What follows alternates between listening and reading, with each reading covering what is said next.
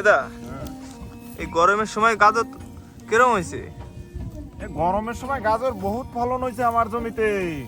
15 কাঠা গাজর ছিল, বহুত ফলন হয়ে গেছে। এর আগে আমি শীতে গাজর করছিলাম না, এর আগে আমি তো ফেসবুকে ভিডিও দিছি। আমি গরমেও গাজর থাকে, আমার শীতেও গাজর থাকে। এই যে এখন গরমের গাজর তুলতেছি। এখন গাজর বহুত ফলন জমিতে।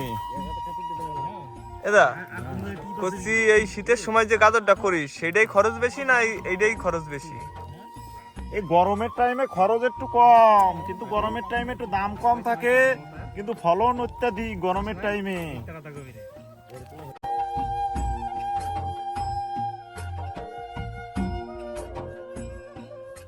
গরমের টাইমে গাজর চাষ করে একটাই মজা, মানে পচা পচা লাগবে না, খুব ভালো থাকবে গাজর। গরমের টাইমে একটু জল বেশি লাগে, কিন্তু ওই শীতের টাইমে জল লাগে না। একটু বৃষ্টি বেশি হয়, তো বৃষ্টি বেশি হলে আবার গাজর পচে যায়। ওই জন্যই গরমের টাইমে গাজর খুব লাভজনক চাষ একটা। বন্ধুরা, এই গাজর গুলা এখন ভাঙে ভেঙে বস্তায় রেডি করতেছি, আগে ডাইরেক্ট মার্কেটে চলে যাবে। মার্কেটের ওইখানে ধোয়ার মেশিন আছে, ওইখানে ধোবে, একবার পালিশ করে ধোবে, তারপরে চলে যাবে সব বাজারে বাজারে।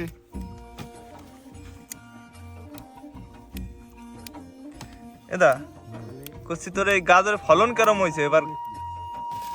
এবার গাজরে খুব ভালো ফলন হয়েছে, বিঘেতে প্রায় 200 মণ করে হবে।